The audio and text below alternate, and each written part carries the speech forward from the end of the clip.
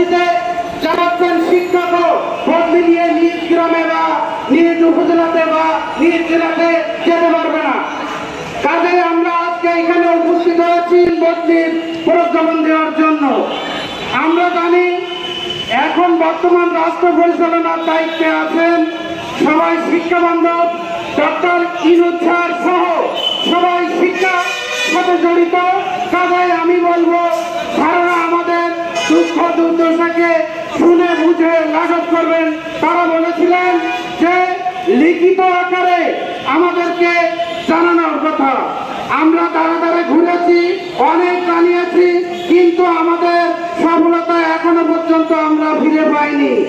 প্রিয় সহযোদ্ধা শিক্ষক স্যার ও ম্যাডামদ্বয়, আমরা চাই অনতি বিলম্বে আমাদের বদলি প্রজ্ঞাপনটি দ্রুত সংস্কার করে কে এনটিআরসির সুপারিশপ্রাপ্ত, কে কমিটির নিয়োগপ্রাপ্ত, আমরা এসব কিছু দেখতে পাই না। আমরা চাই বাংলাদেশের যে প্রান্তে থাকুক বা যেখানে থাকুক সেই শিক্ষক সে বদলি নিয়ে নিজের থেকে শুরু করে সব চাকরির ক্ষেত্রে বদলি আছে, শুধুমাত্র নেই বদলি এই বেসরকারি এমপিএ মুক্ত শিক্ষকদের কপালে।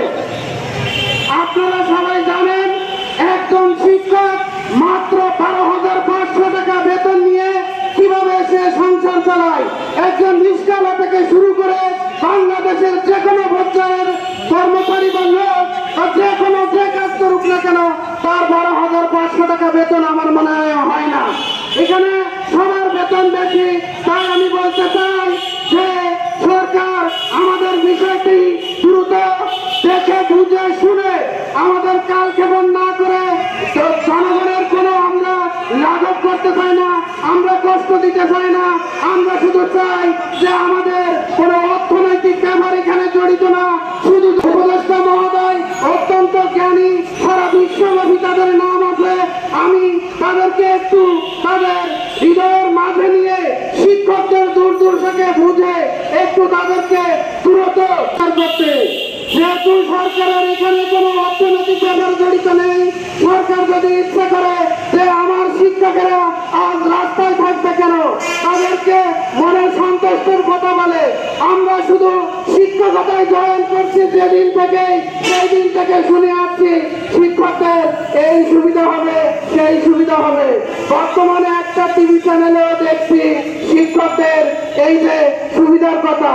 তবে আমরা কোনো সংবাদের মাধ্যমে নয়, কোন টিভি চ্যানেলের মাধ্যমে নয়, আমরা চাই আমাদের দ্রুত প্রজ্ঞাপন দিয়ে কোন অর্থনৈতিক বিষয় যেখানে জড়িত নেই সেখানে দ্রুত প্রজ্ঞাপন দিয়ে আমাদেরকে শিক্ষকদেরকে যার যার প্রতিষ্ঠানে ফিরে নিজে মনোযোগী হয়ে কাজ করার শক্তিটুকু এই সরকার